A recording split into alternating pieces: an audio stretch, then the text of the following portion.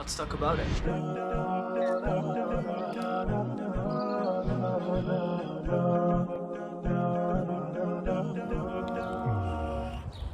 Do you give a single crap of what people think of you? Do you? Come on, answer me. What about you guys? Do you guys care? Nobody wants to answer. There are two scenarios that I want to cover in today's episode, which involve the act of caring to the extent that it hurts you. Caring for, so you're the giver here, you care for people, for example. You get too invested, too emotionally attached to something or somebody. And caring about, so you're the recipient here. You care about what other people think of you, for example. Two different aspects that are necessary to understand for a Muslim's behavior. Otherwise, your priorities will be mixed up, and this is where you see a lot of confusion happens. Let's start with the first scenario. 4. Have you guys been in a situation where you might have cared too much about somebody just because they're too nice, or you see a lot of potential in them, or maybe you're trying to give them da'wah, but every time you open up that conversation, you're just like, Well, did you know that the Prophet ﷺ was in that exact same spot? Yeah, the Prophet ﷺ cared too much for the disbelievers of Mecca to the extent that he was so sad, so depressed, that Allah subhanahu wa ta'ala recorded it multiple times in the Quran. We all read Surah Al-Kahf almost weekly on the day of Friday. Second page, ayah number 6. Allah subhanahu wa ta'ala is saying, فَلَعَلَّكَ بَاخِعٌ نَفْسَكَ عَلَى آثَارِهِمْ إِن لَّمْ يُؤْمِنُوا بِهَذَا الْحَدِيثِ أَسَفًا. Also, we all know the story where he cared so much for his uncle Abu Talib to the extent that he was killing himself inside. And Allah subhanahu wa ta'ala revealed, إِنَّكَ لَا تَهْدِي مَنْ أَحْبَبْتَ وَلَكِنَّ اللَّهَ يَهْدِي مَن يَشَاءُ. Now when you think about it, especially from the perspective where Allah subhanahu wa ta'ala revealed such ayat into his beloved Prophet Muhammad sallallahu alayhi wasallam, where he could have easily made all these disbelievers believers.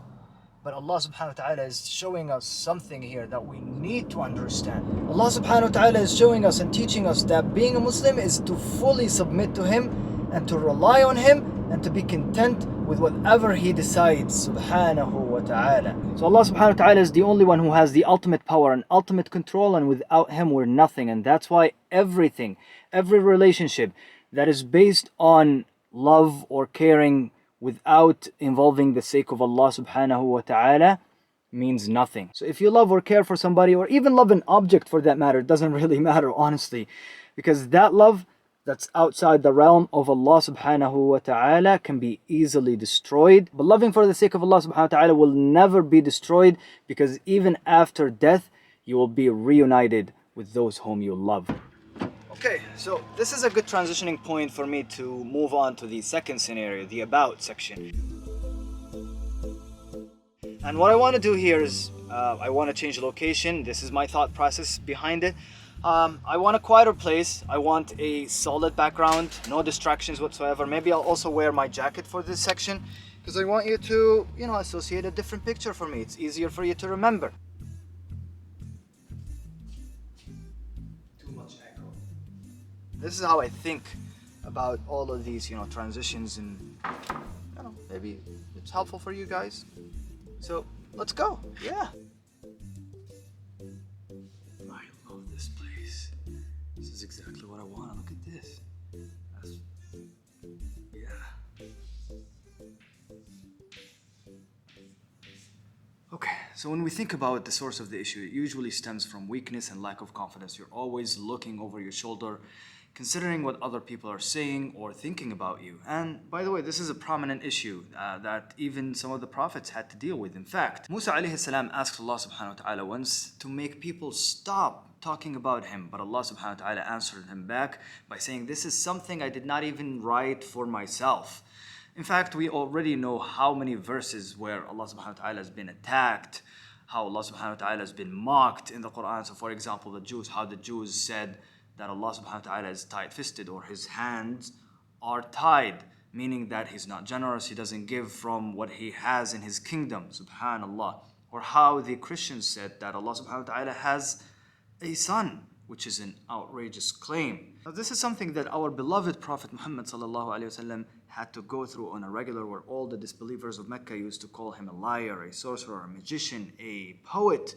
And Allah subhanahu wa ta'ala recognize this in the Quran by saying, وَلَقَدْ نَعْلَمُ أَنَّكَ يَضِيقُ صَدْرُكَ بِمَا يَقُولُونَ. We certainly know that this type of speech hurts your heart. It causes you to be depressed and distressed. فَسَبِّحْ بِحَمْدِ رَبِّكَ. So glorify the praises of Allah subhanahu wa ta'ala. So now this issue will always be part of the reality. You can't control it. It will always exist. Now the misconception happens for a lot of people, for a lot of Muslims, that Islam deals with being mocked or being made fun of in a passive manner. Like you just ignore it. No. Islam does not allow for humiliation. In fact, a Muslim is always strong, he's not weak. We all know the famous statement by Umar ibn Khattab radiallahu anhu. So, no humiliation in Islam. In fact, concepts of firmness, justice, and even punishment exist in Islam. There are many verses in the Quran where Allah subhanahu wa ta'ala signifies these concepts and relates them back to pardoning and caring for people, because you always do these kinds of acts from a place of strength. Here's an ayah: وَجَزَاءُ سَيِّئَةٍ سَيِّئَةٌ مِثْلُهَا فَمَنْ عَفَى وَأَصْلَحَ فَأَجْرُهُ عَلَى اللَّهِ. And the retribution for an evil act is an evil one like it. But whoever pardons and makes reconciliation, his reward is from Allah subhanahu wa ta'ala. Here's another one: وَإِنْ عَاقَبْتُمْ فَعَاقِبُوا بِمِثْلِ مَا عُوقِبْتُمْ بِهِ. And if you punish with an equivalent of that with which you were being punished with. وَلَئِنْ صَبَرْتُمْ لَهُوَ خَيْرٌ لِلصَّابِرِينَ.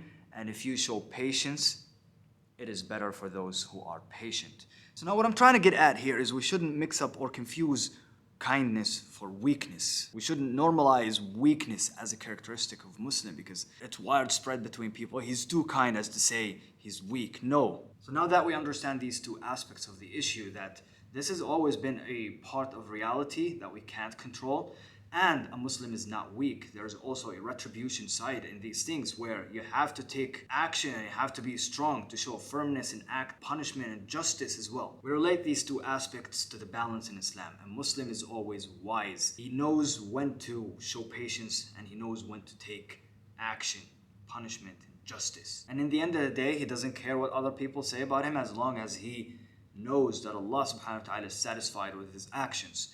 In fact, there is a beautiful quote that I want to finish this section with, where Ibrahim ibn Adham, may Allah be pleased with him, he said, "What's with me and what people may think of me? I was in my mother's womb alone, and I went out to the world alone. I die alone, and I enter the grave alone, and I will be asked alone. I will be resurrected from my grave alone, and I will be held accountable alone. If I enter paradise, I enter alone, and if I enter hell, I enter alone. So what's with me and what other people may think of me?" And this is just to say that people's opinion don't really matter as long as you understand that Allah subhanahu wa ta'ala is always watching you, recognizing that people will never benefit you or harm you, and you're always acting upon what Allah subhanahu wa ta'ala has revealed. Then this is the ultimate strength. So you're always going to be confident and you'll never look over your shoulder because you're a follower of a true religion. Subhanallah. I don't know if I should erase all of these. It took longer than I expected, and I may get a ticket. If I get a ticket, would anyone be willing to pay it for me, please? I'm joking. Yo guys, check this out. This is what I came home to. That's 3K.